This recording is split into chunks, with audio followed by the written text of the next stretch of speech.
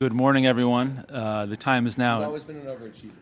9:01 a.m. on this October 17th, 2023. Welcome to the Los Angeles Unified School District Board of Education regular board meeting, including closed sessions. I'm going to take roll call. Dr. McKenna. Dr. Rivas. Present. Mr. Schmerlson. Present. Mr. Melvoin. Here. Ms. Gomez. Ms. Ortiz-Franklin.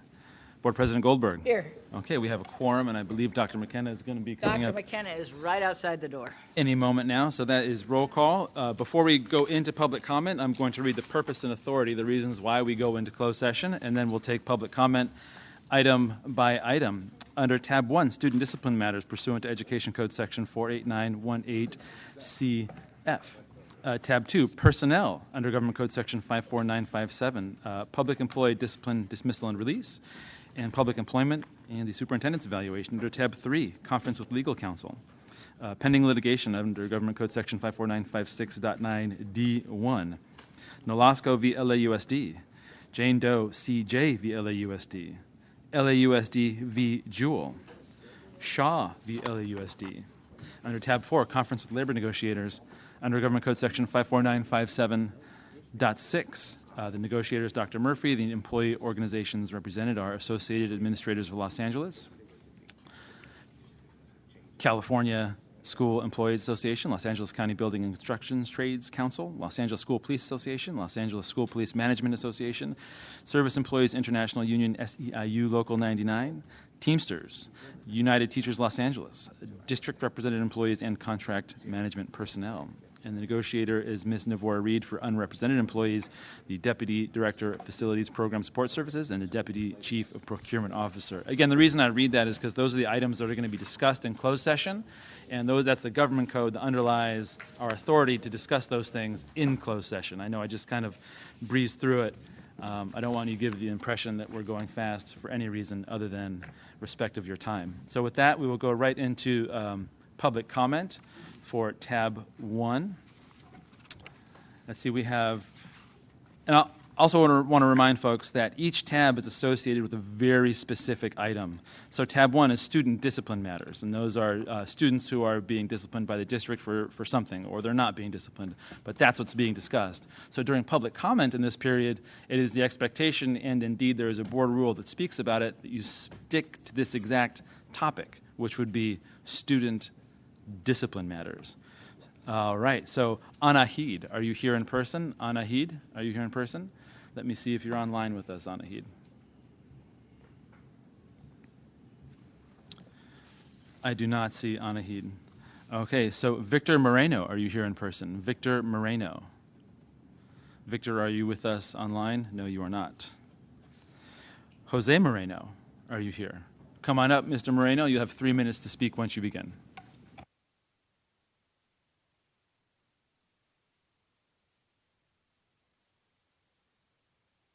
I'm sorry, I couldn't hear you. Victoria. All right, so I'm going to say it into the speaker so we get it recorded in all perpetuity. So it's actually Victoria, not Victor. Okay, so Victoria, would you like to go first? So the both of you are going to... Is she the next one, Victoria Garcia? Okay, so there was a typo in our thing. Okay, so let me get your microphone going and I'll give you a thumbs Oh, I up when see, it's your time to shine. Victoria, I got it. That one's the typo.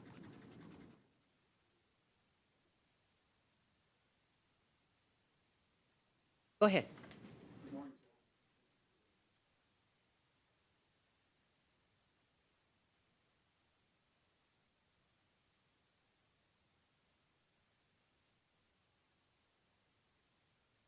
Documents of everything that happened to my son, the assault, 2 years trying to get a meeting with the school principal at South County High School, and he never met with us until recently.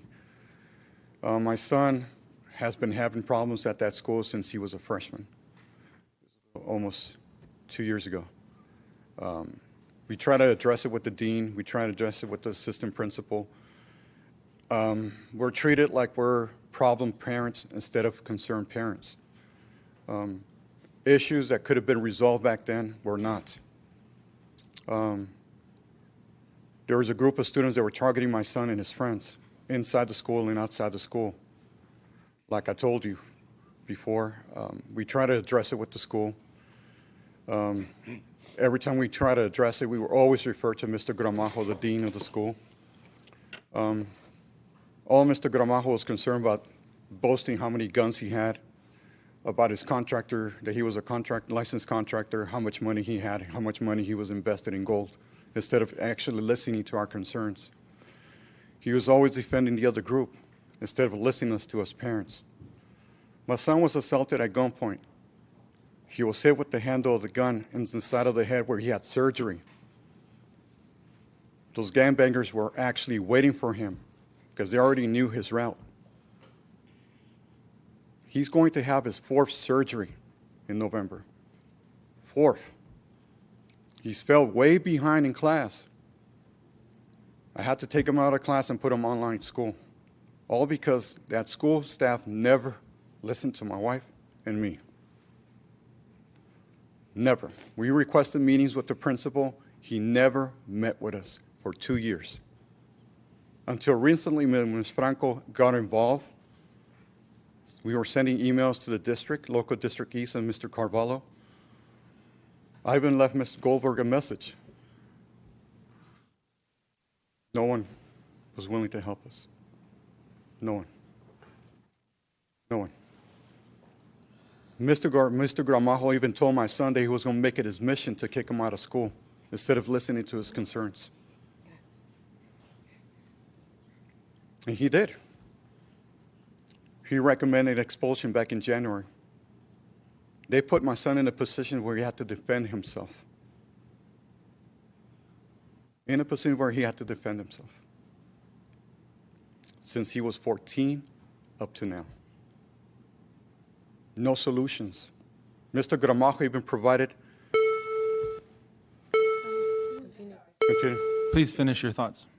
Mr. Gramajo, back in January, when there was the incident of the fight, where my son was forced to defend himself, he provided to me the home address of the other student and his family. He said the district paid for an app where they could use the phone number of that person and gather information, personal information, home address, where they work, their age, their name, everything. He looked at his phone, then looked at the desktop and confirmed that information and showed me the desktop of the student. This is Daniel. He gave me the name of the other student, the name of his parents, the name of his sisters, and where they lived. I immediately left. I sent an email to Ms. Choi, the assistant principal, that I wanted to talk to in person and in private to let her know what had happened. She never returned my call. What I did next, I sent an email to Ms. Wendrostro, local district East, in detail what had happened. Nothing happened. Mr. Gramajo recommended I should remove my son from school because that would avoid for him to being suspended or expelled by the district. I followed his advice. I removed him. 2 days later, he calls me for a meeting to let me know my son is going to be recommended for expulsion. And he finally admitted back that he never took my concerns seriously and he never reported my concerns. That I was right about my suspicions, that it was the same group of individuals that had friends, adult friends that were gangbangers outside the school that assaulted my son. He never took me seriously.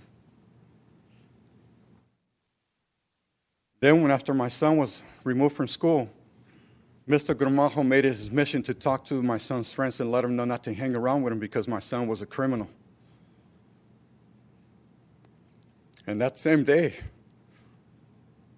when my son's friends called him at home, my son told my wife that he was thinking about hurting himself.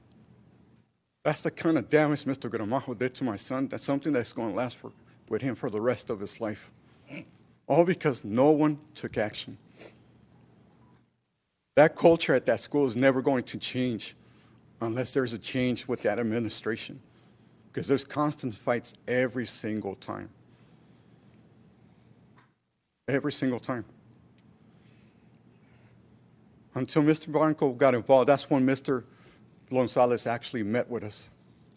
And he told us that he didn't know anything about the problems. Nothing whatsoever. Can you believe a principal does not know what's going on in his own school? Yep. We left him several messages for him to return our calls. He was always in a meeting. Always in a meeting. Mr. Martinez from local district, I'll handle it. He never did. He's always in a meeting. Everybody's always in a meeting. We're not important. We keep getting messages that parents should be involved. We're involved, but we get pushed aside. We're called problematic parents. That's what we're called now. Yep. Thank you for your time. Thank you for your time. I just want to be clear also, that was 2 speaker slots that were used as one person, so that there's no misconception that we allowed extra time for a particular individual. So thank you for your time. Ms. Garcia, Victoria Garcia.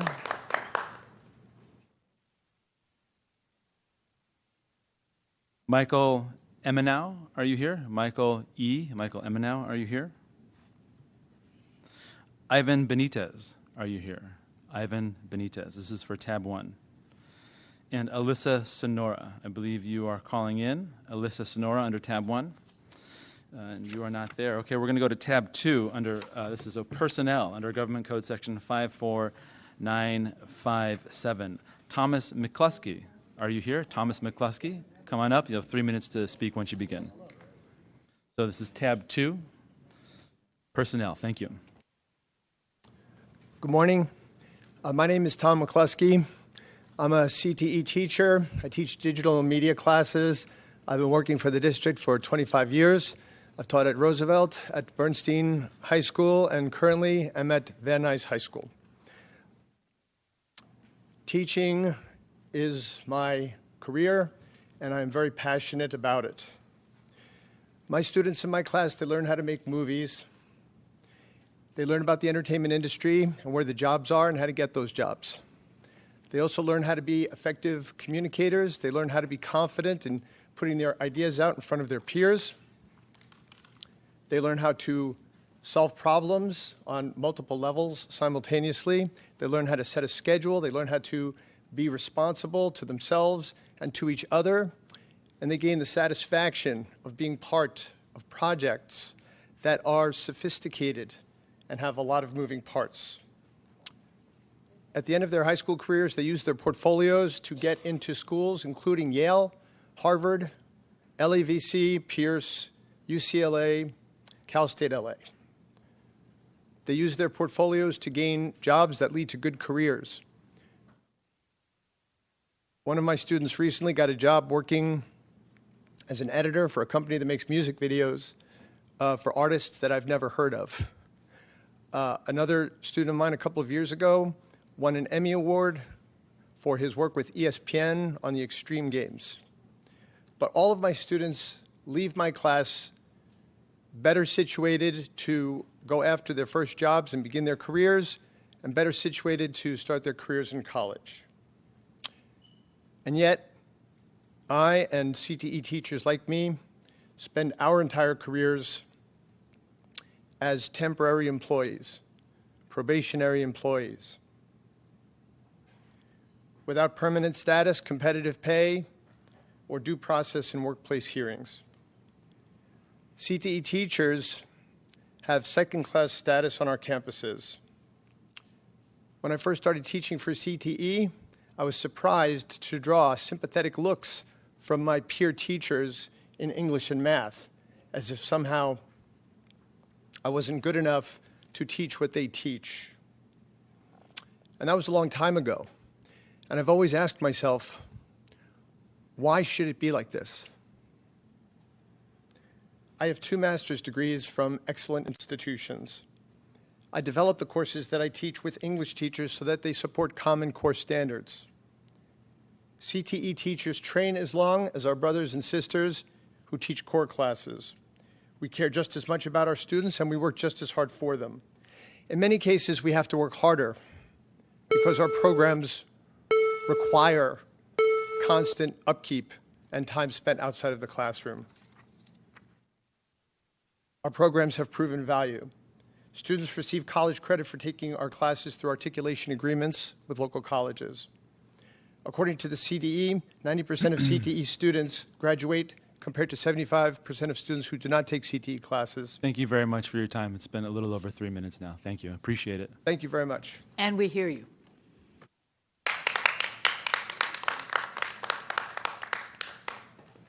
Okay, under tab 2, second speaker, Lucine Kirakosian. Are you here? Lucine Kirakosian? Under tab 2? Not here. Manuk, are you here? Under tab 2, personnel, Manuk. Okay.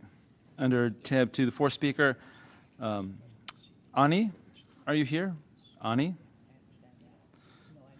Okay, and then we have Mary Zacharasek, who is online. So Mary, please press *6 to unmute yourself, and you have 3 minutes to speak once you begin. Mary Z, please press *6 to unmute yourself, and you have 3 minutes to speak once you begin. I see you are online with us. Good morning. Regarding personnel, Miss Z, can I ask you just to speak up a little bit, and I'm going to turn up the volume as well so that we can hear you a bit more clearly. It sounds like there might be an issue on your receiving end. Thank you. Good morning. Regarding personnel, I'd like to ask you about LA Unified's vetting process for personnel, because last Friday I attended an integrated pest management meeting that revealed some disturbing issues. First, it came to light that a company had been hired by personnel to develop a new integrated pest management policy, even though there is a policy in place that is national, international model, and led to the Healthy Schools Act. Specifically, I'm questioning LA Unified's process for determining conflicts of interest. In the vetting process, are companies asked about conflicts of interest? For example, would this company that has been hired have been asked if they ever worked with maintenance and operations, or if they were affiliated with someone working on pesticide issues, LA Unified? This is important because evidently neither members of the board or the board secretariat know who initiated this contract for $30,000 a month for 3 months. Further, in regards to personnel on a committee, specifically the 15-member IPM Oversight Committee, how would conflicts of interest? For instance, if a member of the IPM committee was being paid by LA Unified as an independent consultant, would they also be able to work for the company LA Unified contracted with to consult on the IPM policy? At what point would it be considered a conflict of interest, and who makes that determination? In this case, it appears LA Unified personnel is hiring outside experts who then hire someone already being paid to be on an LA Unified committee, advise LA Unified on the same policy. When contracts and hirings like this are being done behind closed doors, it's antithetical to the intention of the IPM policy, which has always relied on full transparency in order to prioritize and ensure the protection of children, teachers, all school stakeholders from. Hope the board will look further into these important personnel matters and the vetting process to discover if there are conflicts of interest.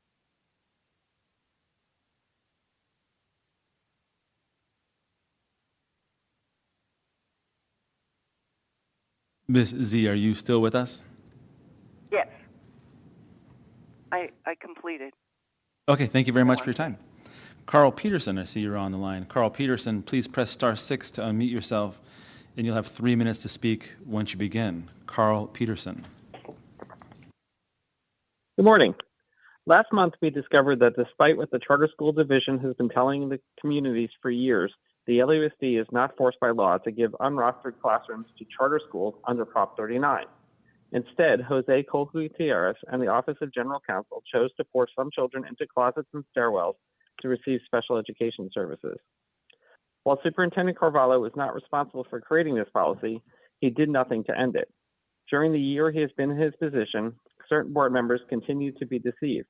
In evaluating him today, you must determine if this act of insubordination was done with his knowledge or if he is not in control of the bureaucracy he is supposed to manage. This is not the only example of the neglect of special education under Carvalho. Later today, you will vote on the proposed membership of the Community Advisory Committee, CAC. This item was pulled from the agenda on 2 previous occasions because the bylaws of the committee were not followed. Even after this delay, the Division of Students, Families, and Community Engagement, FFACE, did not allow the CAC to seat an appointment committee as required. Consequently, the list is not peer-driven as specified in the Ed Code. Because of SFACE's incompetence, the CAC is not met during the school year, resulting in a complaint being filed with the California Department of Education. It appears that the superintendent tried to fix this violation by requesting that you make the appointments today retroactive to July 1st, 2023. Unless you are also giving committee members access to a flux capacitor, this move is inherently dishonest as the 3 months lost cannot be made up. These problems may have been avoided had an abuts person acted as a mediator between the CAC and SFACE when conflicts arose. During his meeting last year with the CAC, Carvalho indicated he was open to creating this type of position, but now SFACE is declaring that it will not happen. Is there a disconnect, or does Carvalho not have the courage to give accurate answers when meeting face-to-face? Under the current superintendent, the district has continued its slide towards treating special education services as something that can be delivered under a one-size-fits-all approach. Schools have eliminated special day classes, special education centers have been starved of students, and successful programs like OTCAR have been removed as a choice during IEP meetings. My proposed improving special education within the LUSD resolution tries to reverse these injustices. Unfortunately, the bureaucracy seems intent on blocking my proposal.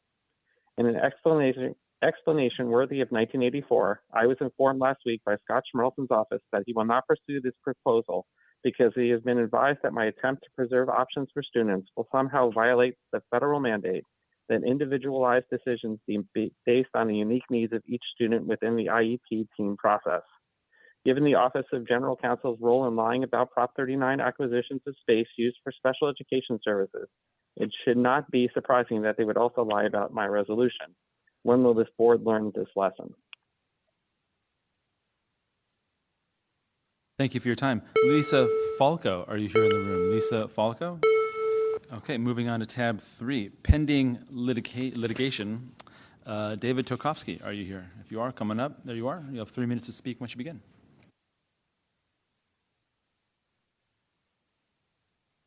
Thank you very much. Good morning. I speak first to the Shaw case, which is during the COVID, we developed the independent study program. The Kirkland and Ellis law firm representing the students has alleged from the beginning in the Shaw case that black and brown kids were disproportionately put into the independent study and have achieved lower attendance than the other students. They have dropped out of the independent study in higher numbers. And today we'll find out, and hopefully you can find out the test scores on kids within independent study. That may not be at the heart of the case entirely because the judge has sent it back to the lower court on 3 of the 8 issues, but it would be important to find those items out in the case. Number 2, the Jewel case. Congratulations to the board for joining in an activist way a lawsuit that hopefully has a bucket of $250 million, I guess, from reading some of it. And I guess you will have to apply for that now to get your revenue. So I would encourage you to apply as big as you should because you are at the heart of supporting that in the interest of kids and hopefully target that money that you get from the Juul Tobacco Altria group to Health and Human Services workers, exactly the preventative side of the issue of the flavored tobacco. Number 3, I want to remind you that you successfully, through your Office of Inspector General, found a number of cities that were not paying their developer fees. Now the problem is that nobody has gone to those cities with Ms. Devorah Reed's letterhead saying, we have the following information, we'd like that revenue to come to the district and then to proceed to other places. So you got that. Congratulations on your Inspector General finding revenue. The return on the investment in that office has always been quite good. And finally, today you have two personnel items that the superintendent has every right to build his team. That is an argument. You hire the superintendent, let the superintendent hire who they need to have an effective school system. But let me just raise one key issue here. The Office of Labor Relations determines whether or not those people belong in senior management, and you're limited by statute how many senior managers you can actually have, or whether or not those people, deputy director, which means somebody's above them and somebody's below them, belong in a bargaining unit. And there is a continued dynamic where people are being put in district represented rather than a bargaining unit, or in senior management rather than in a Teamster, CSCA, a la SEIU bargaining unit. And so I respectfully ask that there be some sort of transparency in the manner in which labor relations assigns people or doesn't assign people to bargaining units. Thank you. Thank you for your time. Greg Mason, are you here? Greg Mason, come on up. You have 3 minutes to speak once you begin.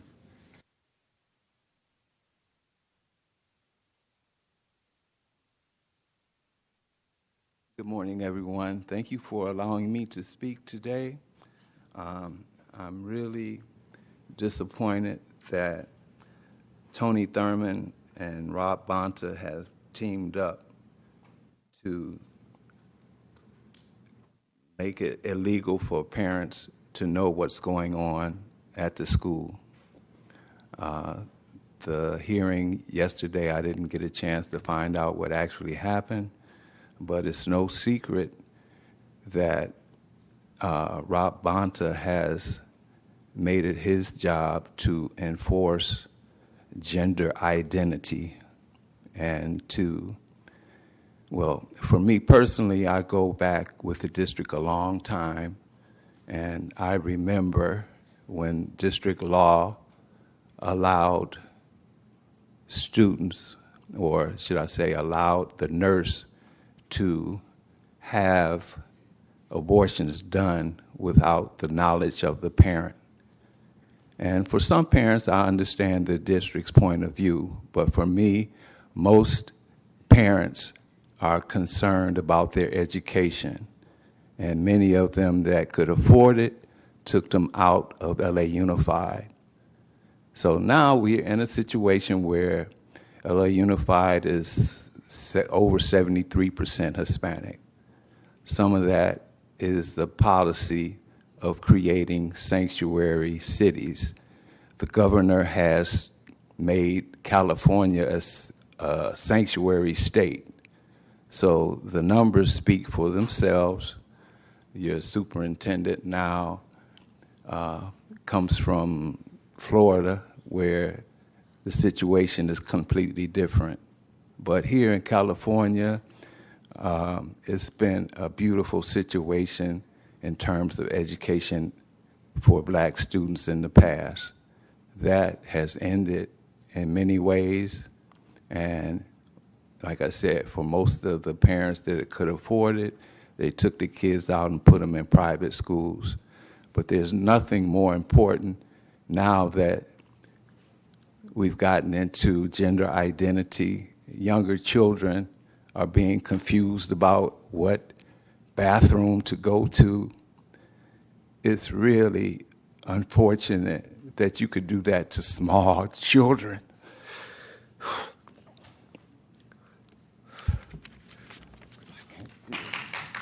Thank you for your time. To general public comment, and before we do that, the Office of the Inspector General would like to remind you that they investigate the misuse of LAUSD funds and resources, as well as retaliation for reporting any misconduct. Anyone can make a report via the OIG hotline or on their website. The telephone number is 213-241-7778, or by emailing inspector.general@lausd.net. Reports are confidential, and you can remain anonymous if you wish. Okay, for our first speaker, we have under general public comment, that's any topic related to district business, we have Maria Luisa Palma. Come on up. You have 3 minutes to speak once you begin. Thank you.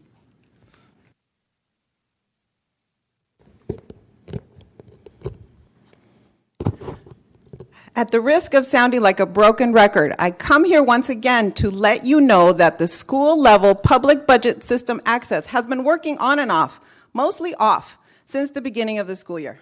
Budgets. Why would parents want or need access to accurate school budgets? Good morning. My name is Maria Luisa Palma, and I am here speaking on behalf of Oleada, Inc., a nonprofit organization. I know we've had this conversation many times over the past school year, but how is it possible that you still have this problem? Am I the only one who attempts to access the school budgets? Is no one else looking? What about Mr. Sohail Katal, the Chief Information Officer? Who is holding him accountable on this point?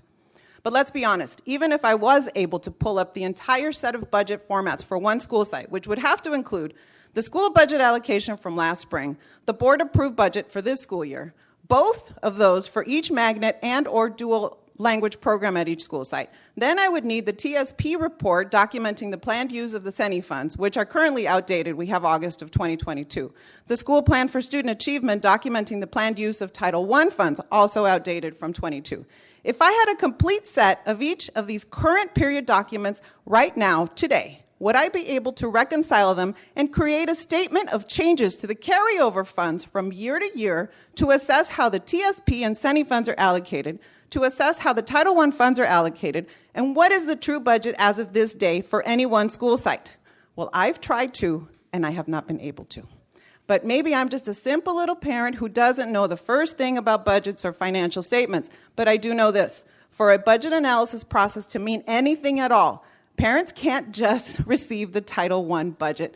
That is meaningless without the scope of the entire school budget. How can parents be asked to provide input on the use of specific funds without showing us the entire school budget? It's ludicrous. And yet this is standard procedure at the School Site Council and the English Learner Advisory Committee. At my school, I've asked for the complete summary budget with enough detail, but not every single line item expense, and I've been told it's not available for public consumption.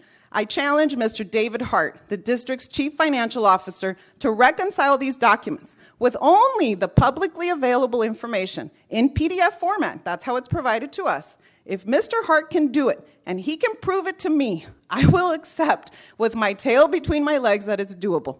But then I will demand that you provide that same reconciliation in Excel format for every school site in this district so parents can make truly informed recommendations on how our public education funds are spent.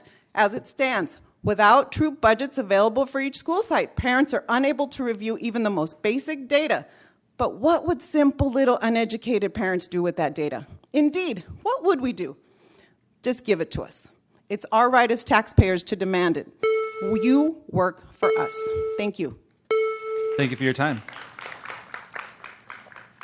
Catherine Gardner, I see you are online to speak remotely. Catherine Gardner, please press *6 to unmute yourself, and you have 3 minutes to speak once you begin.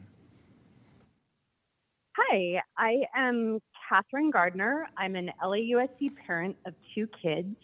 I am here today to thank our board and our superintendent for standing strong against bigotry, intolerance, and hatred. My family and friends deeply appreciate the fact that you stick up for the inclusion of all kids. This past week was National Coming Out Week. Well, our district used it as a chance to make our classrooms safe for all kinds of kids. Rumor has it that attacks were called in on teachers who affirmed or celebrated anything to do with LGBTQ identities, and that is shameful. As you know, LOCA, Leave Our Kids Alone, is still around. Some in the group took a break from harassing trans people this week to post anti-Semitic things about Israel. LOCA member Narvek Polian, a self-described Nazi admirer, who has said that he likes both the German and the American Nazi Party, posted a movie in the style of Pixar that celebrated Jews getting killed in the Holocaust, and Corrine Ani Gregorian posted anti-Semitic material on her page as well. However, most of LOCA's energy this week was spent following larger national quote-unquote parental rights extremist talking points to bully LAUSD teachers and staff for being inclusive. This is the big to-do over gender identity and all of that. Big regional and national players have LAUSD in their sights. I urge everyone to read the LA Times front page story from Sunday, How Conservatives Are Waging a Coordinated Anti-LGBTQ plus Culture War in California Schools by Howard Bloom and Kevin Rector. SoCal Public Schools and LAUSD are currently in the eye of Sauron from Lord of the Rings. They're focused on us on Fox, the Daily Mirror, and countless non-news sites like Turning Point USA. One group, PDE, Parents Defending Education, the group that sued Harvard at the Supreme Court, appears to be trying to get a lawsuit against LAUSD for being inclusive.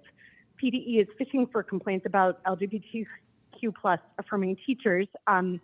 The idea seems to be to ask parents to be Big Brother and rat out their kids' teachers for having like a rainbow flag on their wall.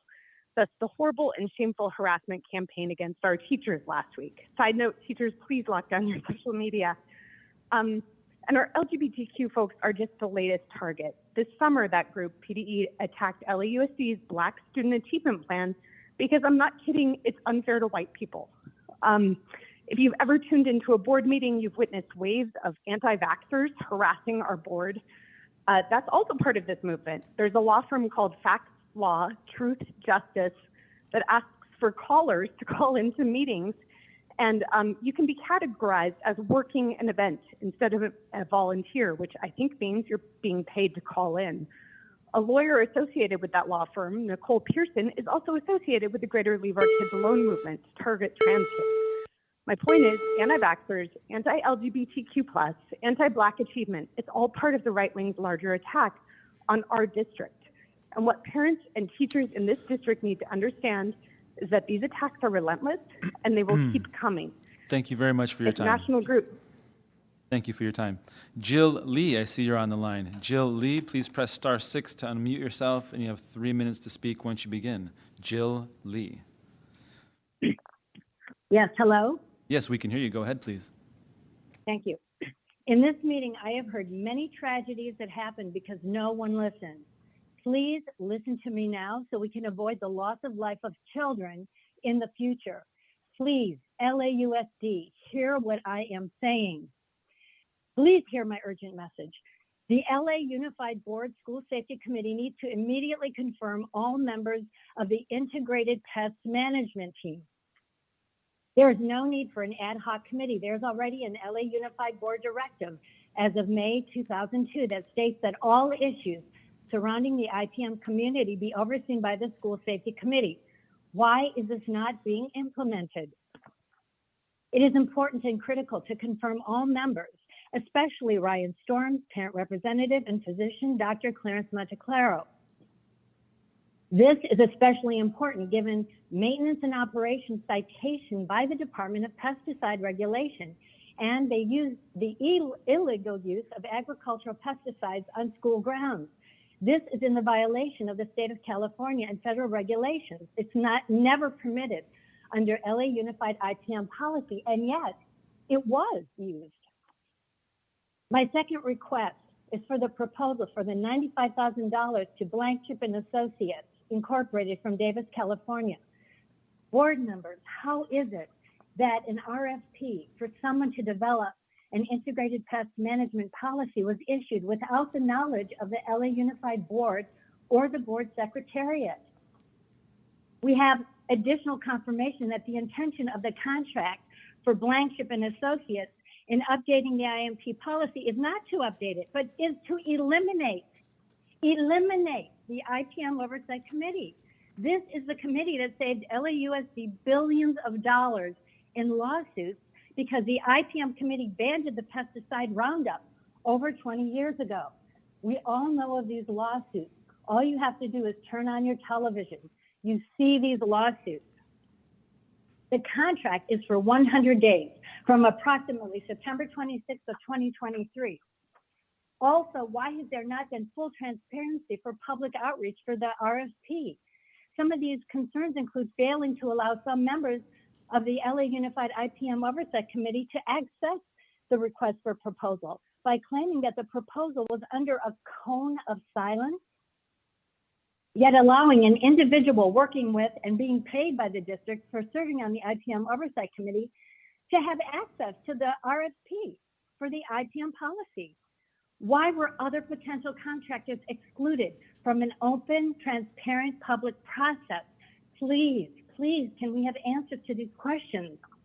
Members of the IPM committee at the Friday, October 13th meeting were advised that the district had contracted Blank Chip and Associates for $95,000. Thank you very much for your time. Thank you for your time. Okay, so the next four folks, I'm going to call your names up. So the first person come directly up to the podium, and the other three, please go to the right side of the room.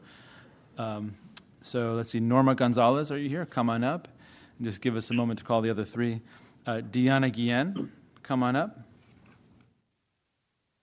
Matthew Kogan, come on up and just stand over there on the right side of the room. Okay.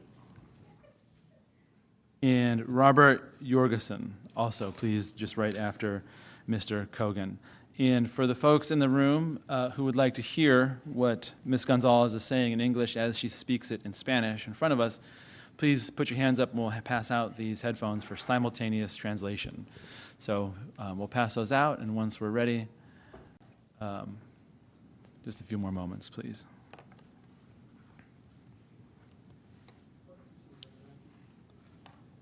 Buenos días, mi nombre es Norma González. Good morning, I'm Norma Gonzalez. I'm a mother of 2 students with special needs, and they're within this school district. Today, I'm here because I have received emails and voicemails by Mr. Plasencia where I was elected to be a member of this committee.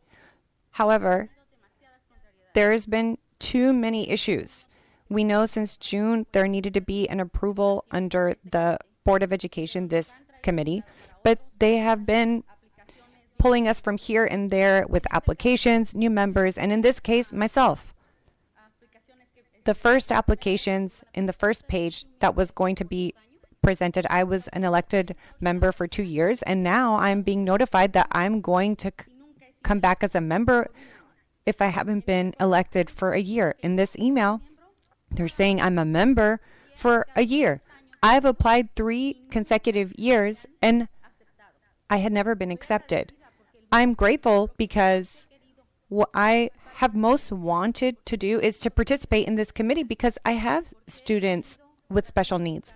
I've been trying to educate myself and trying to learn to help my children and other students as well, and other parents like me that don't have information, and we're here in the district to be given this information. But what happens? There's too much corruption. Too much corruption. There's no transparency or clarity. What is this about? If this is the way it's in the committees, I can't even imagine the funds in this Office of Special Education. It's 80,000 students that have special needs. What is going on? How can you take matters in how can you do these things? And I was elected, and how I would like to be explained how this can happen, because I've applied supposedly and it, miraculously has gone lost in the cyberweb. And for the same reason, I had to even put SELPA members to pay attention to me because they were ignoring me. Why? Because I don't speak English? Because I don't speak English? Is that the reason? The knowledge is what I do have, and the opportunity is one I'm owed. As a parent, you need to take in consideration the drive to want to assist this district and more for our students, for our kids. This is the forgotten community, the most forgotten community. What's happening? Why hasn't it been approved? Because these applications have been hidden or taken out of a magic bag? What is going on with the corruption in this office? What level is being hidden? Why do this? Pay attention. Thank you. Thank you for your time. Diana Guillen, come on up. You have 3 minutes to speak once you begin. And again, Ms. Guillen is going to be speaking in Spanish while we hear it simultaneously in English if you use these headsets. So if you want to hear what she's saying, please put your hands up. Okay, listos. Gracias. Good morning, members of the board. My name is Diana Guillen. I've been chairperson of DLAC for the last 4 years. And in this particular occasion, we see that the Office of Operations this and last year, thanks to Mr. Chai, who is directing, is inoperable. And I just don't mean him. For many years now, it's been inoperable. There's a lot of people that have been making claims and people that have been talking for half an hour, but there's never an answer. And there's no follow-up. There is no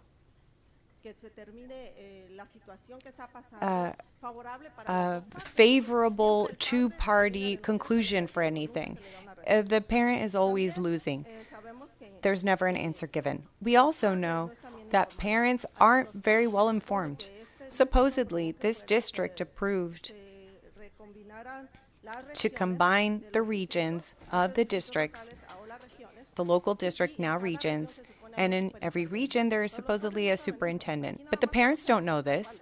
They only know Mr. Carvalho, but the local superintendent, or regional, has the responsibility that is just as great.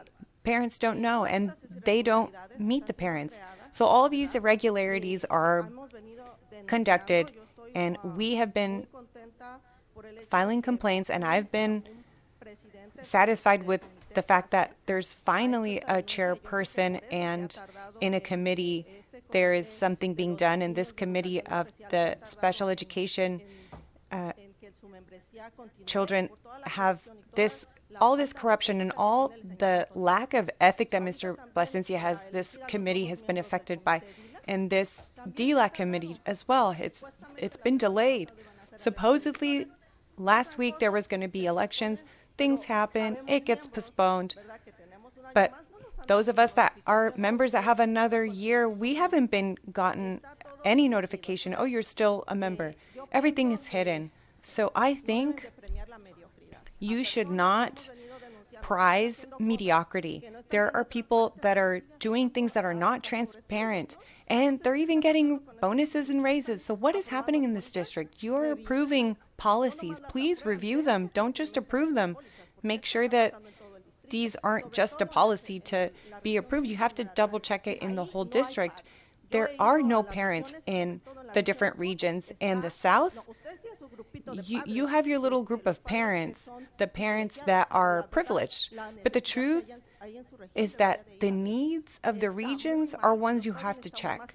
And we're doing poorly, and parents need more information, and I will request this again. Ms. Rivas, in MacArthur Park, we need a doorbell. For 5 years now, please, these things are things that I don't need to be or shouldn't be needing to talk about here. But we really do need these changes, and more than anything, not to keep prizing these people that are here to appease you. You're here to serve the community, and you're being given false reports, something that you want to hear and like to hear. And hopefully that were the case the way it's being reported, but it's not. Thank you. Matthew Kogan, come on up. You have 3 minutes to speak once you begin.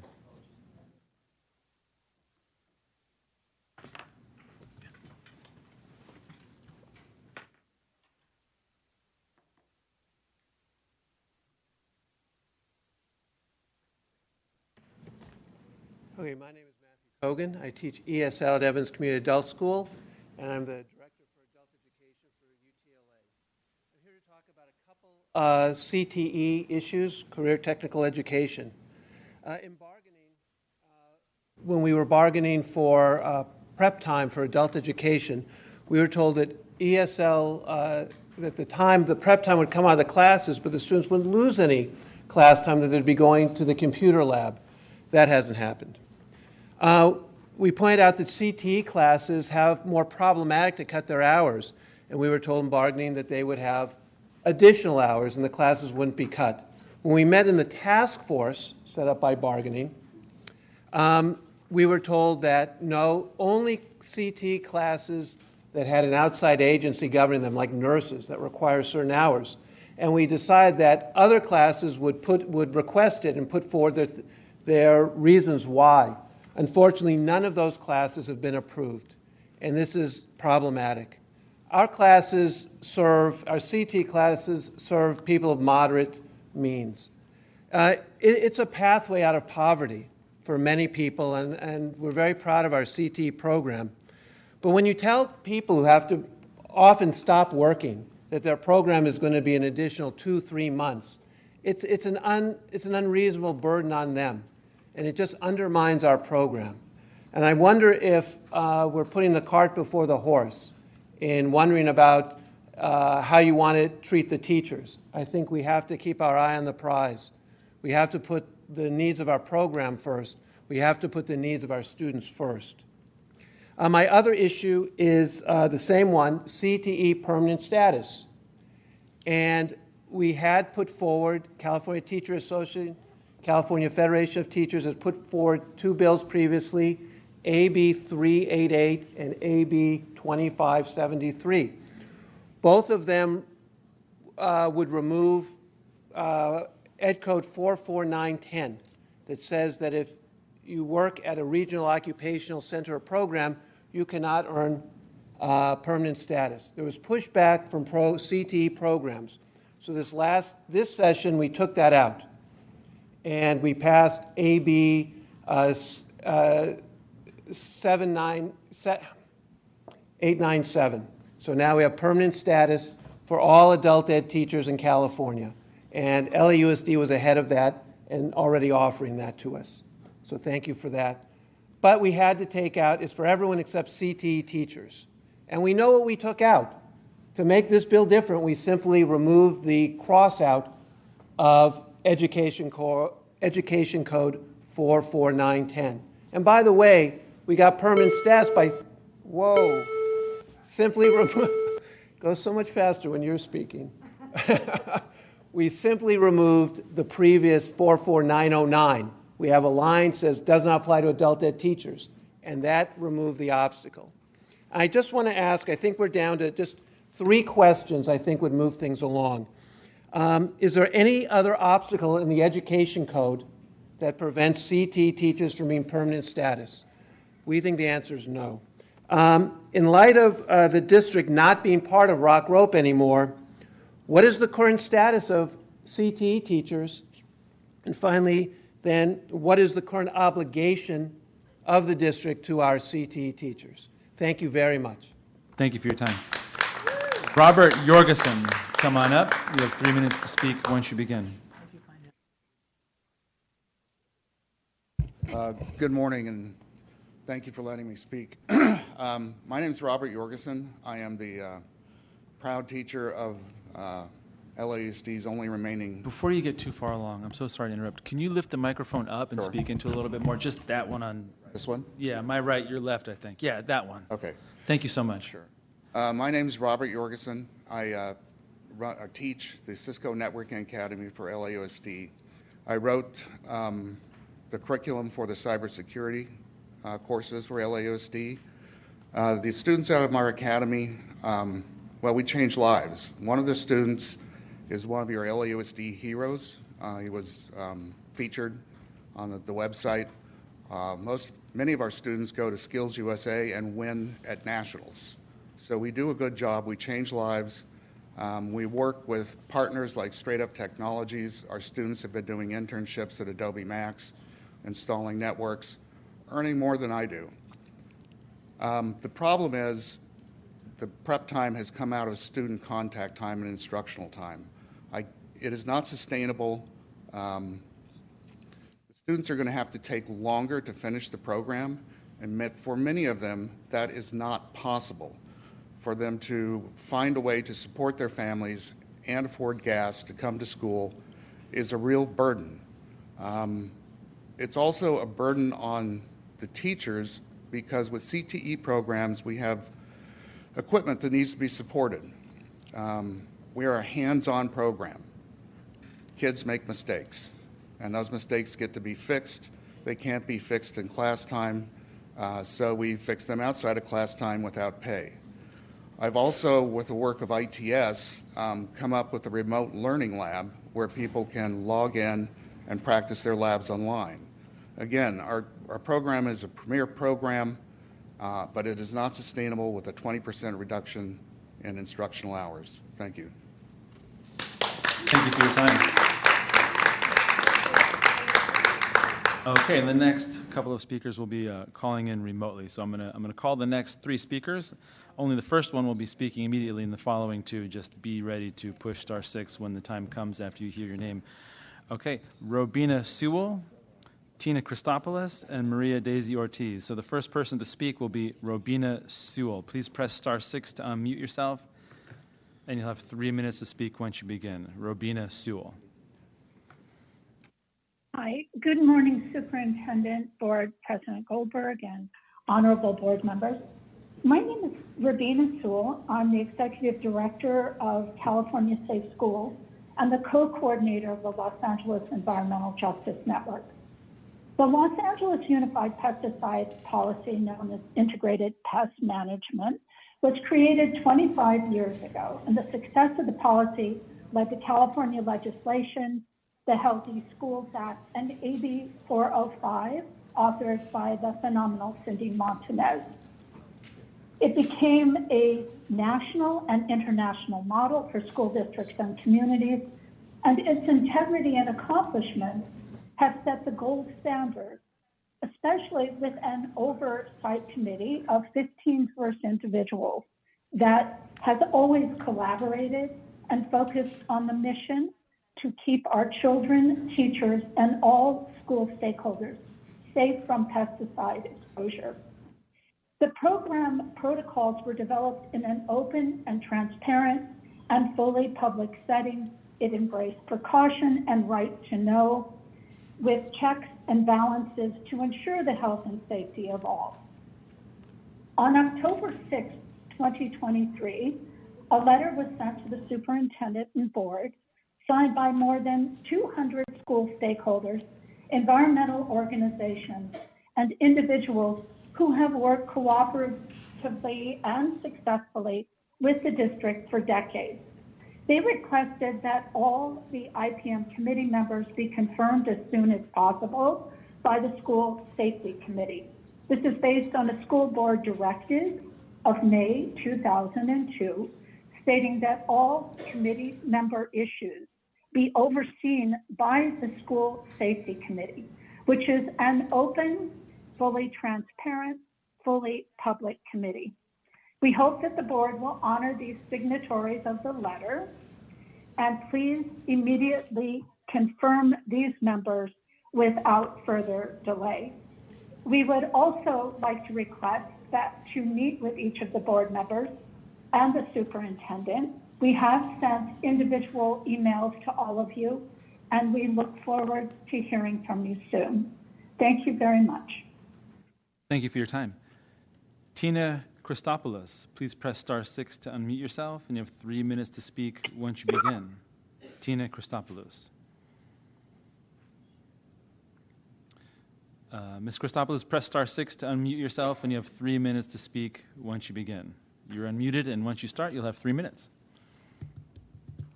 Thank you. Good morning. This is Tina Christopoulos. Can you hear me? We sure can, loud and clear. Wonderful. I am here with a very short message. I just want to say, well, first, I am the mother of a freshman at John Marshall High School, and I want to say thank you to the board and superintendent for staying strong in the face of the attacks by extremist groups on our public schools. I and the many, many other LAUSD parents I know appreciate the board and superintendent standing up for all kids and inclusion, especially LGBTQ+ students and teachers, and also appreciate your respect for science with regard to vaccines. Thank you so much. Thank you for your time. Maria Daisy Ortiz. Maria Daisy, I see you're online. Please press *6 to unmute yourself, and you have 3 minutes to speak once you begin. Maria Daisy Ortiz. ¿Me escucha? Sí, se escucha. Buenos días a todos. Good morning, everybody. My name is Maria Daisy Ortiz. And this morning, I am here among you because I see that in your agenda for the Board of Education, you have the month for the day of the principal. Every single month, I'm seeing that there's some kind of celebration, the secretary, the teacher, and that's good. I think that's something that's good. But this is the Board of Education, the more anti-parent that I have ever known, because I have been here years coming to these meetings, and I have never seen in your agendas a month dedicated to the parent input and values of parent engagement. None of you have made that to elevate. In previous years, I have called Jackie Goldberg, I have called Rosa Rivas, I have called Mr. Scott, Mr. McKenna, and other people, well, you know, my respect, I don't mention them, but they are people who know and have been here for years and know the importance of parent engagement, and how in previous years, Mr. Tera would say to give to parents what the parents deserve, that parents were respected, their input had value. Today, it is a disgrace, because they're doing convenings, and I ask that truly investigate all the elections that have been carried out in the regions for parent representation, as well as the ELAC committees, because there are irregularities that are notorious due to lack of transparency that they pay personnel so that they can engage parents, and parents are not going. How is it possible that you are doing elections when every single region has more than 100 schools and only 4, 5, 7 parents get, and when it's 12, it's way too many per region? What type of work are you doing with parents? In reality, we have seen that with the budgets, with people in high posts, they have abused, they have put overtime, and that is why I also call upon the Inspector General so that there's an audit with the funds that are being used for parent engagement, as well as to ask all of the names of the schools that return money because they don't use it for parent engagement. How much money is returned by school, by region, that is meant for parent engagement? Because really, the law has not changed. I don't know about you or California. There was a superintendent that knows the regional. They had to bring one from Miami that does not even know our region, and I don't know what type of knowledge they have to value parent engagement, because when he came, it was the first thing that he put on the table, to make an audit, to do an audit, to see if there was Thank you any very much anomalies for your with parent time. engagement and with the funds. Thank you. Okay, so for the next 4 folks that are going to speak in person, I'm going to read 4 names, and then please form a line to my right once you hear your name. And then the first person, please come directly up to the podium. Juan Jose Mangandi, Carlo Franco, Melina Virueta, and Ruviseda Gutierrez. And Mr. Juan Jose Mangande is the first. Mr. Mangandi is going to speak in Spanish, and if you'd like to hear what he's saying in English as he's saying it, please put on these headsets. If you do not have one, put your hand up and we'll get you one. And if not, we should be ready to go momentarily. Listo. Bueno, buenos días. Good morning. Sometimes I think, what are we to you? Well, this is something odd. Parents, I think we need good therapists so that they can remove this mental craziness we have. To complain, and because we're your allies, we're the allies that you don't want. We're the ones who are pointing at the problems to fix the problems while you are paying to lie. You're getting paid to lie.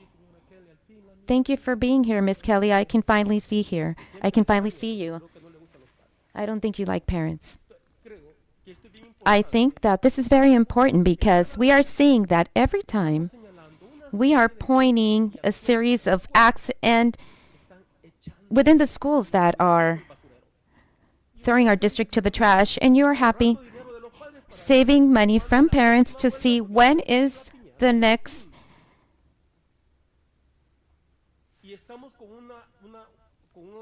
and we are working with an academic deficit where there are teachers that are losing youngs because this is sacred to us. We can't attack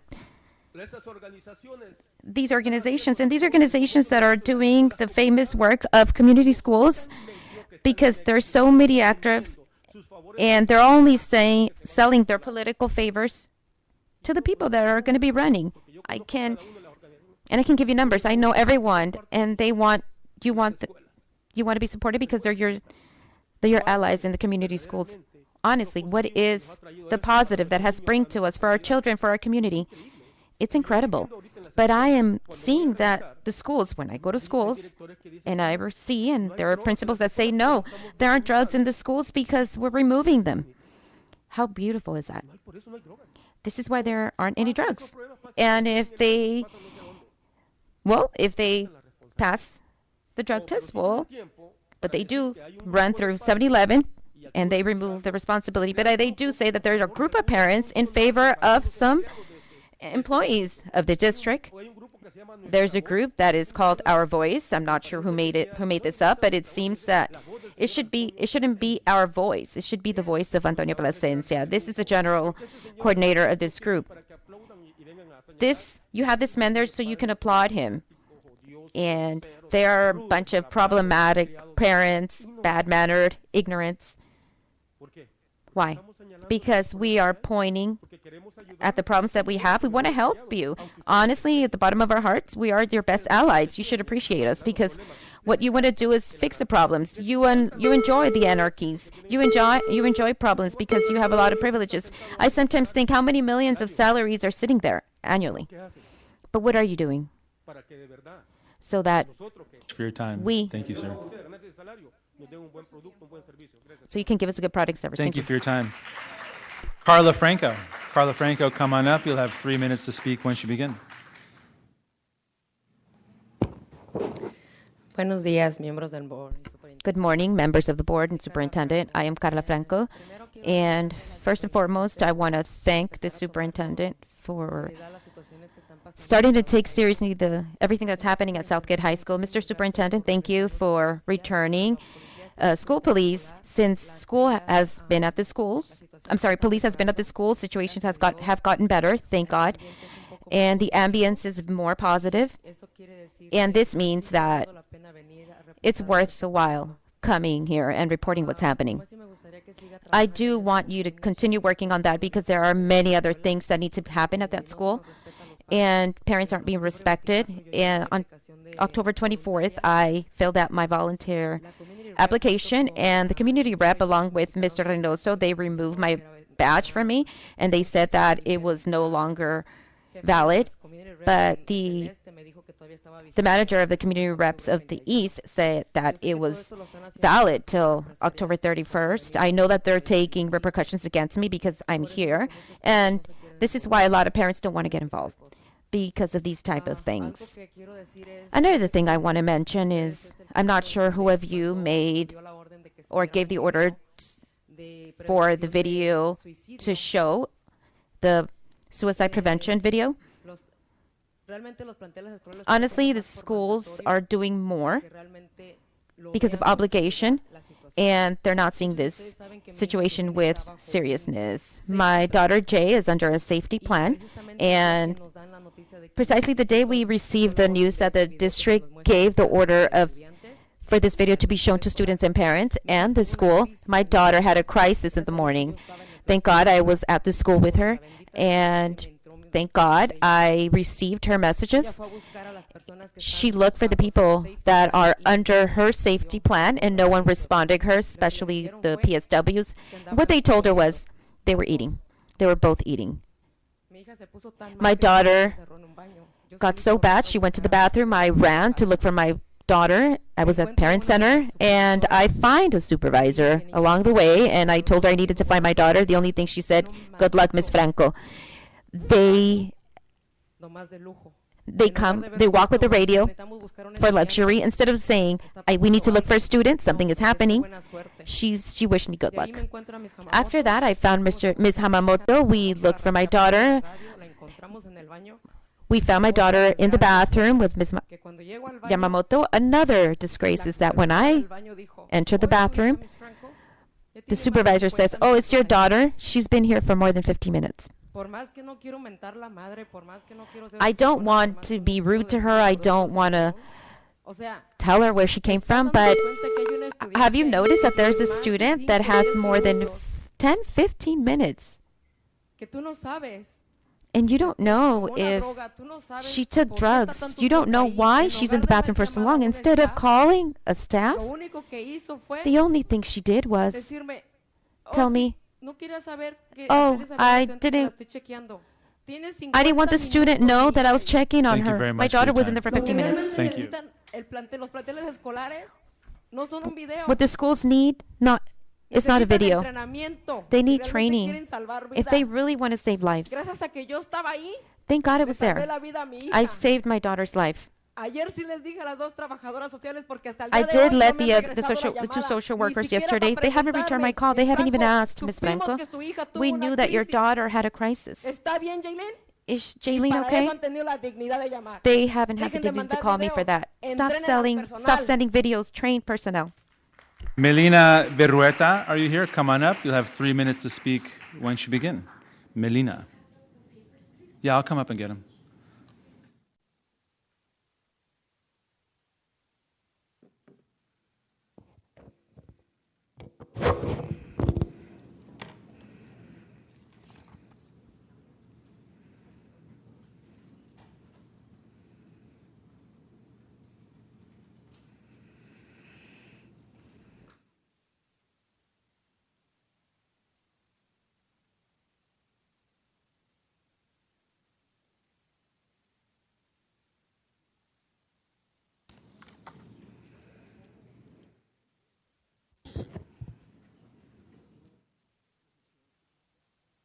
Everybody said no. Thank you.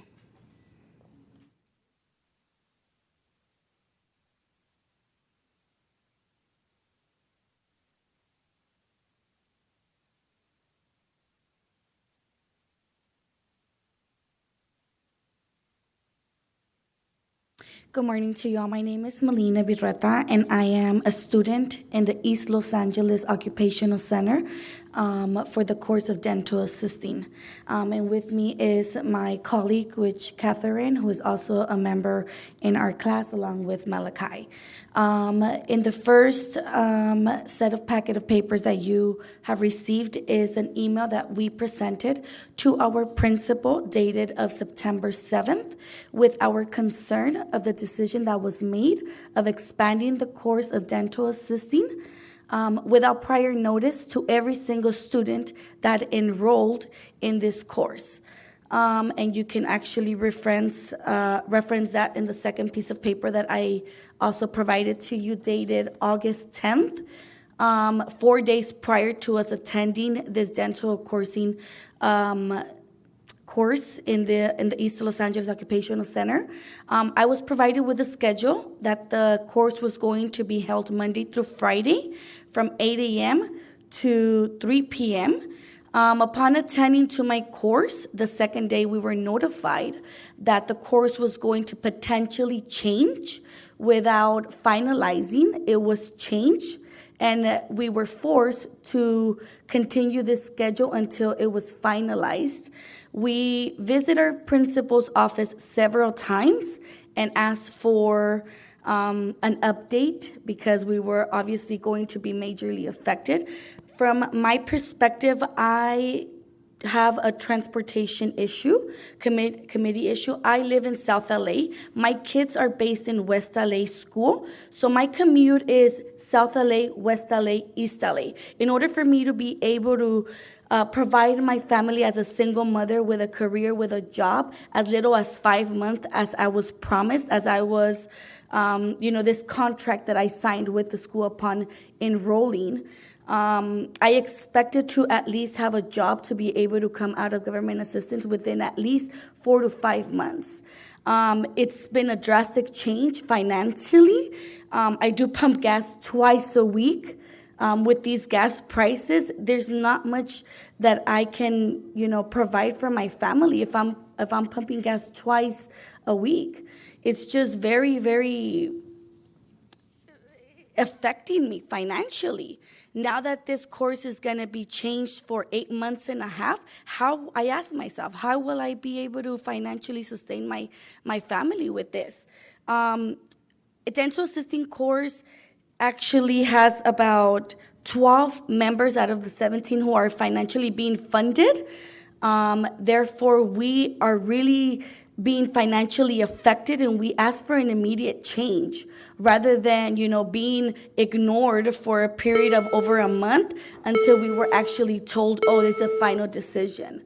Over a month, we were finally, being notified it was finalized, the schedule. We never were told, its potential or, with a hope. It was just like, okay, this is what's going to be, whether you like it or not, whether you come or not, whether you want to have a career or not, this is what's going to be. And I find it unfair.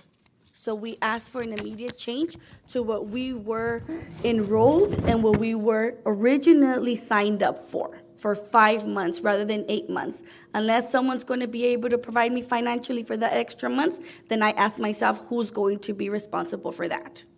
Thank you for your time. We appreciate it. Rubicela Gutierrez, are you here? Rubicela, come on up. You'll have 3 minutes to speak once you begin.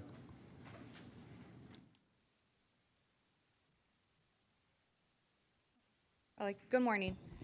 My name is Rubicela, and I'm the dental assistant instructor at East LA Occupational Center. As you just heard, these are a couple of my students representing their whole classroom. I love to teach. I love to coach my students for a new career because I love being part of changing their lives, knowing that they're going into a career that's going to help them provide a better income, better lifestyle for their family. But unfortunately, the dental assistant course has been expanded to a total of 8 months rather than 5 months due to the prep time that was embedded into our course. That obviously expanded, and now those hours are being added towards the end of that January, which it was our original end date, and now they have to end until April. Many of my students, they have quit their jobs in order to dedicate their time for our course. Since our course is from 8 to 3 o'clock, some of them, their job consisted of that same time frame, and they couldn't withstand be a full-time student and a full-time employer. So they would make the hard decision, whether I go to school to get a better job or I keep staying at the same job where I'm at. So they dropped their jobs. Some of them made changes from a different state. Some students live in Texas, found out about the course, and are like, let's just go over there 5 months. My family's going to support me, then go ahead and do so. As you heard, they submitted the petition. Unfortunately, we had been working with our principal, but we still had no answers until recently we got 100 confirmation that our course was going to stay fully 8 months. So more than anything, we are here requesting, for the prep time for all CTE teachers to be acknowledged as all as one, because there are some courses in CTE programs that are being overseen by a region of, say, education, a board of, whether pharmacy board, medical board, or whatnot, but we all work so hard enough to train our students for a career and better jobs. So we ask if all CTE teachers can obtain their prep time outside of their normal 30 hours by week, so that way we do not affect our students' instructional time. More than anything, that's all I have to say, and I thank you so much for your time. Thank you for your time. Marilyn Pipiewski, are you here? Marilyn P., come on up. You'll have 3 minutes to speak once you begin.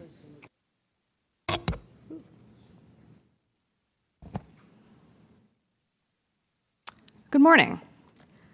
My name is Marilyn Pipiewski. I'm a lawyer, licensed to practice in the state of California, and I'm a CTE teacher. I teach the law classes at the Law and Public Service Magnet at Roosevelt High School in Boyle Heights. And I'm here today to talk to you about tenure for CTE teachers. So the Law and Public Service Magnet is a linked learning school. And as its CTE teacher, I've been asked to do a lot. In addition to teaching a full load of classes, I coach the mock trial team, I help out with teen court, I've been asked to write a grant for the Perkins Grant, I've been very involved in our gold certification process, and I've gone above and beyond. In my first year there, I started an expungement clinic that meets on our campus in partnership with Homeboy Industries, and it provides free legal services to members of our community and a work-based learning opportunity to our students. And it's gone really well. And I've been recognized for that work. I was featured in a linked learning newsletter regarding the expungement clinic, and an organization called Parents, Educators, and Students in Action is awarding me with their award of Teacher of the Year this year. And to be clear, all CTE teachers in linked learning schools are asked to go above and beyond in their day-to-day work. They're asked to do much more than simply teach a full load of classes, because we play a central role at our schools. I love my students and I love my job. What I don't love is the fact that as a CTE teacher, I don't have tenure. I find it hard to reconcile the fact that, on the one hand, my school is asking me to commit, help them build a strong program, and invite all of my law school friends to come in and help out, which I've done. But on the other hand, I don't have tenure. That means that as far as the contract with the district is concerned, my contract, I'm a temporary employee, like a sub. So I really don't know from year to year if I'm going to have a job. Not having tenure is really demoralizing. It's hard to focus on long-term planning at my school when I don't know if I need to keep looking around for a job. The good news is that you have the power to right this wrong. There's no longer a conflict in the ed code, and our governor has just signed a law giving adult ed teachers tenure in our state. So you can and should do the same for CTE teachers. Grant tenure. I'm almost done. Grant tenure to all of the talented, sincere, hardworking CTE teachers in the LAUSD. We have committed to you, so please commit to us. Thank you. Thank you for your time. I think some folks came in after we started general public comment. So if you came in after 9:01 a.m. and you signed up to speak in-person general public comment, can you raise your hand? Okay, so and what's your name? Okay, come on up, Ms. Garcia, and you have 3 minutes to speak once you begin. Mr. McLean, Board President, Superintendent, is there someone who can respond to the instructor and her students regarding the predicament that they're in? The ones.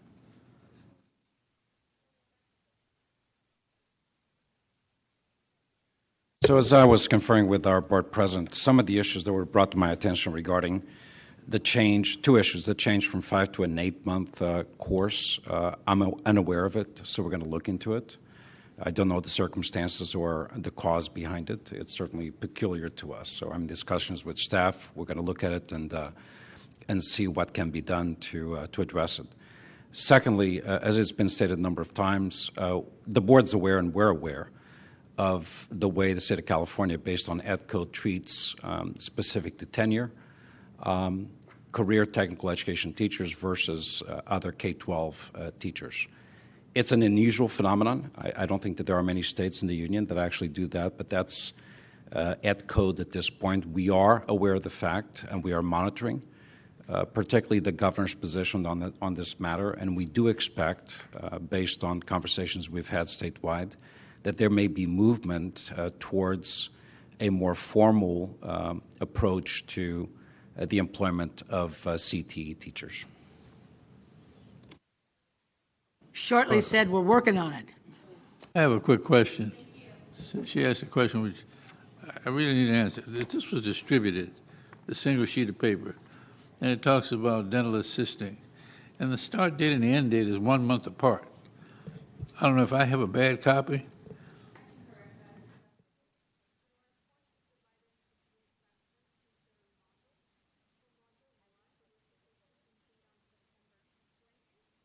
Let me tell you what it says. Let me tell you what it says on my paper. Start date, 8/14/2023, which is August 14th. End date, September 28th, 2023. That's a month and 2 weeks.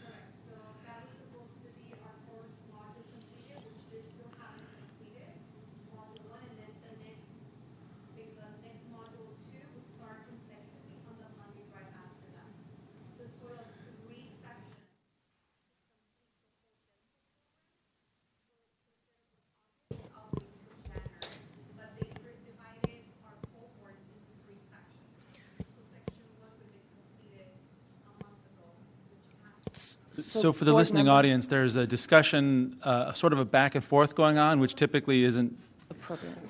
Board member. All right, I'm sorry. I just.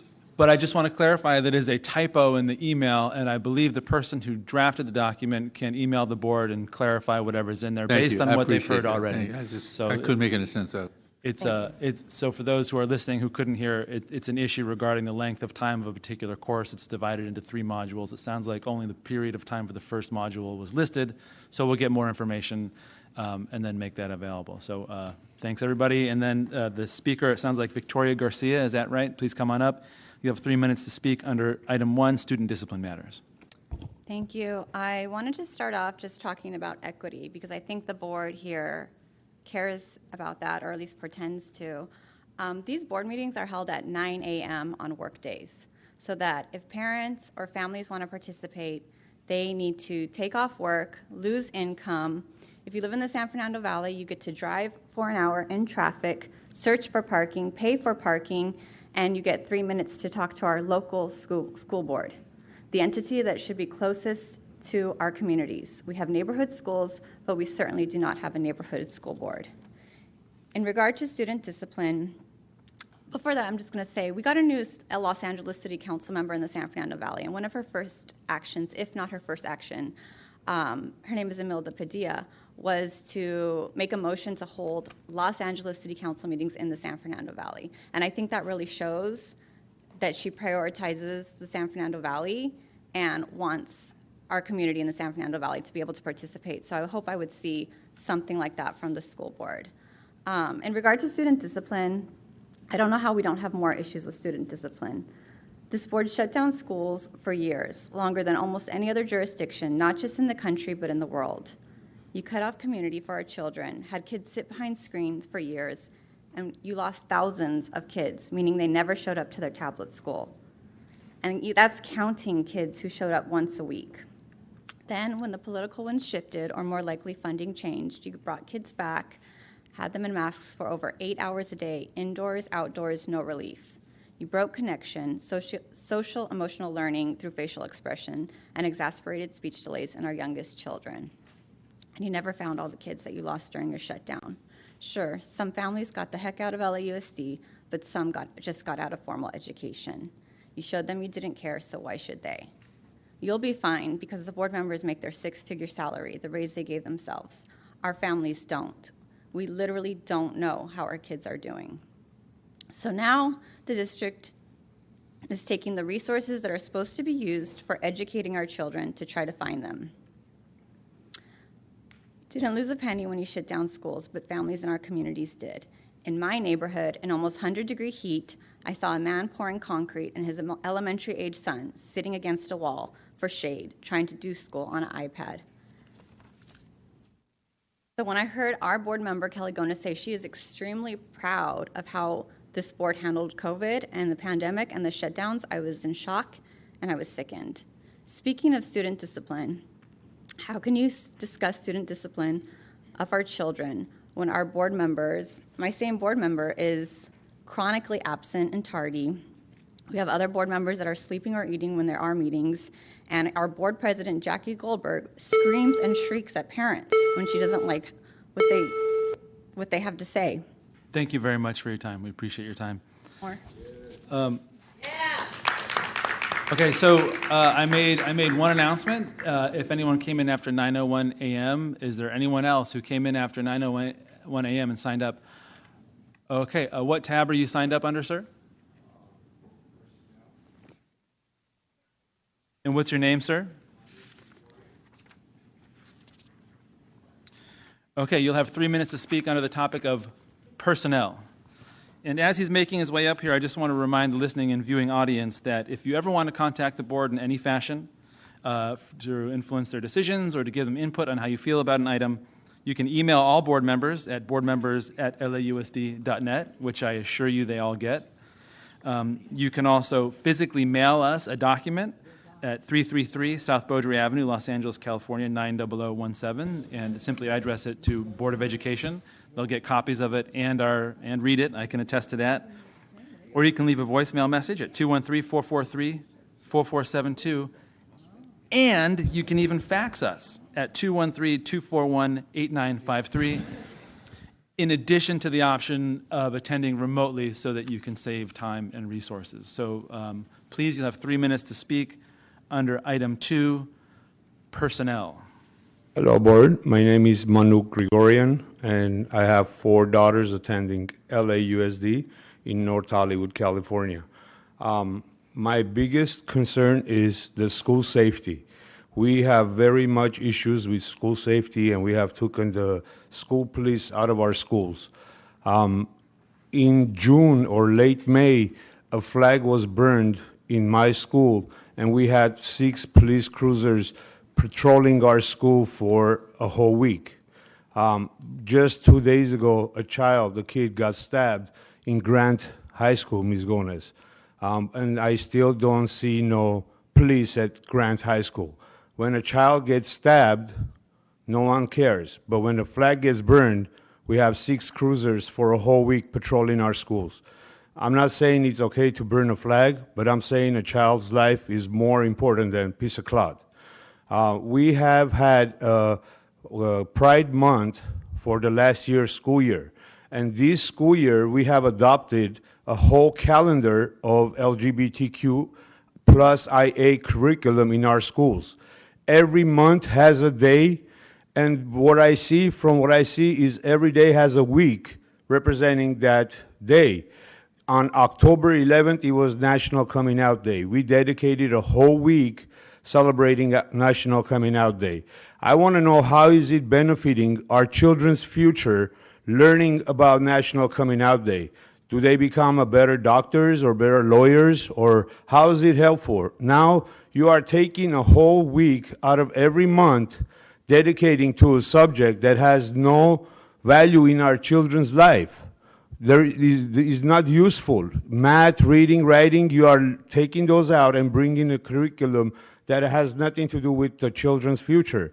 And at the same time, you are taking away the police in making our schools safer. Okay, so we have high overdosing rates in schools. We have violence where children are being stabbed and beat up, and no one cares. Why is that? Why are we putting our children aside of what is really happening? We have to pay more attention to our children's future, and we have to involve parents with our children's education and our schools. Every district in Southern California is slowly passing Parental Notification Act, except our district. You guys are keeping secrets from our parents, and you're not being transparent. We want to be involved in our children's life, and we want to be educated with what's happening in their education when they're in schools. And you are denying this opportunity to us parents. And yet, when it comes to burning of a flag, you are more optimistic to care and scream at parents and bring a bunch of police to a school, elementary school. You are teaching this curriculum to elementary children. Thank you very much for your Not time. high school children, okay? And high school children are getting stabbed in Ms. Kelly Gomez's district. It is true. Grant, yes, it is true, Ms. Very Gomez. much for your time. We Grant High appreciate School your had a stabbing just 2 days ago. None of you know that. Why don't you guys know about that? Why?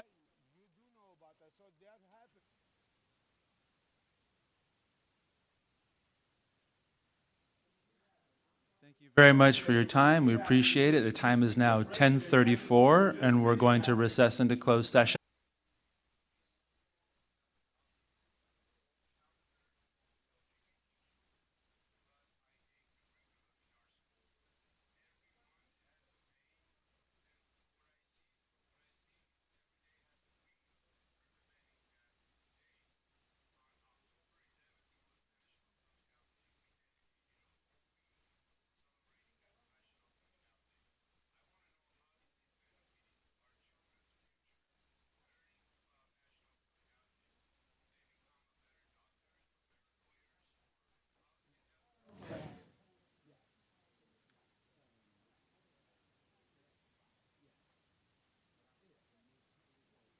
Okay, welcome back. The time is now 1:20 p.m. We are reconvening the open portion of the meeting, coming out from closed session, and I'm going to take roll. Dr. McKenna. Dr. Rivas. Here. Dr. Rivas is here. Mr. Schmerlson. Present. Mr. Melvoin. Yes. Ms. Here. Gomez. Yeah. Yes, I am here. Also here. Ms. Gomez also here, and Ms. Ortiz-Franklin. Present. Board President Goldberg. Here. Okay. All right, we have a few items to report out on, then we will adjourn this meeting and shortly thereafter switch the Zoom link and start all over again. Okay, so reporting out. On tab 1, Student Discipline, the Board of Education approved the expulsion of students in case numbers 18, 19, 20, 21, and 22 with the recommended dispositions. And the Board of Education further approved the conditional enrollment of the student in case number 006A with the recommended disposition. The vote was 7 ayes. Under tab 2, Personnel, Public Employee Discipline, Dismissal, and Release. The Board of Education authorized the dismissal of one certificated employee. The vote was 4 ayes. That's Rivas, Melvoin, Ortiz, Franklin, and Goldberg, and 3 noes, McKenna, Schmerlson, and Gomez. The Board of Education authorized the dismissal of one certificated employee. The vote was 6 ayes. That's McKenna, Rivas, Melvoin, Gomez, Ortiz-Franklin, and Goldberg, and 1 no, Schmerlson. The Board of Education authorized the dismissal of one certificated employee and 2 classified employees. The vote was 7 ayes. And pursuant to California Education Code Section 35031, the board acted to non-reelect the Deputy Chief Business Officer finance position consistent with his retirement date and authorized the requisite notification. The vote was 7 ayes. Under public employment, The Board of Education approved an employment agreement with Chris Alejo in the position of Deputy Director of Facilities Program Support Services with a term ending June 30th, 2024. Terms and conditions will be available upon the finalization of the agreement. And the Board of Education approved an employment agreement with Matt Friedman in the position of Deputy Chief Procurement Officer with a term ending June 30th, 2025. Terms and conditions will be available upon the finalization of the agreement. And both was 7 ayes. Under a conference with legal counsel, the Board of Education authorized a settlement in the case of Nolasco v. LAUSD. Terms and conditions will be available upon the finalization of the agreement. And the Board of Education authorized a settlement in the case of CJ Jane Doe v. LAUSD. Terms and conditions will be available upon the finalization of the agreement. The vote was 7 ayes. And lastly, the Board acted to authorize the filing in the matter of Shaw v. LAUSD.